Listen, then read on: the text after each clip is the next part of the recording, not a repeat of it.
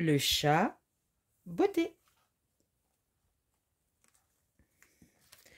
Il était une fois un meunier qui légua ses biens à ses fils.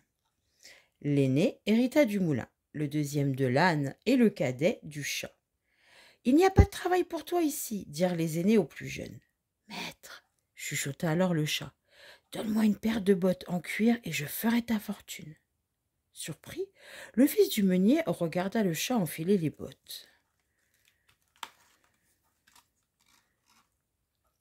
Le fils du meunier avait tout juste de quoi acheter à son chat un costume et un chapeau garni d'une grande plume.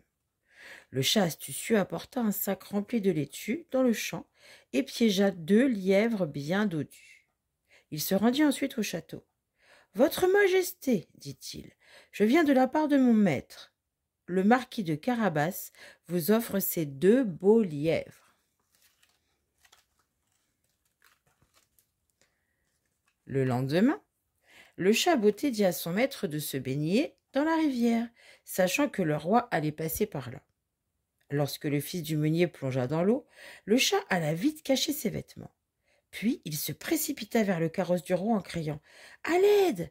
Des voleurs ont poussé mon maître à l'eau après lui avoir volé tous ses vêtements. » Un des serviteurs se précipita à la rescousse du jeune homme, tandis qu'un autre allait chercher des vêtements secs.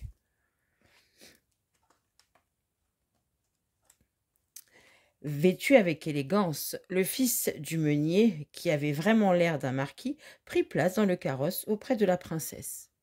Entre-temps, le chat botté s'était précipité le long du chemin, criant aux hommes qui travaillaient dans les champs « Si le roi vous demande à qui sont ces champs et que vous répondez au marquis de Carabas, vous serez récompensés. » Alors, quand le roi demanda à qui appartenaient les terres, les hommes répondirent « Au marquis de Carabas. »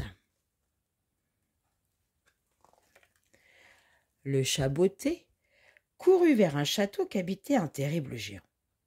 « Géant, lui dit-il, on m'a affirmé que tu pouvais prendre l'apparence quitte que tu voulais.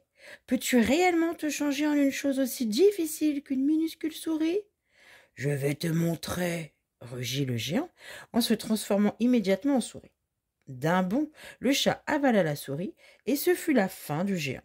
Son maître arriva bien vite avec le roi et la princesse.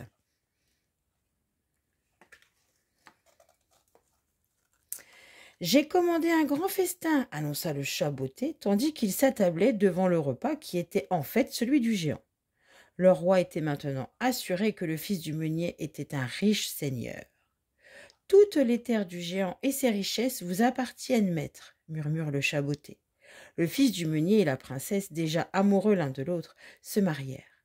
Avec le chat botté à leur côté, ils vécurent heureux toute leur vie. J'espère que ce livre t'aura plu. N'hésite pas à liker, à partager et à laisser un petit commentaire. Bonne journée.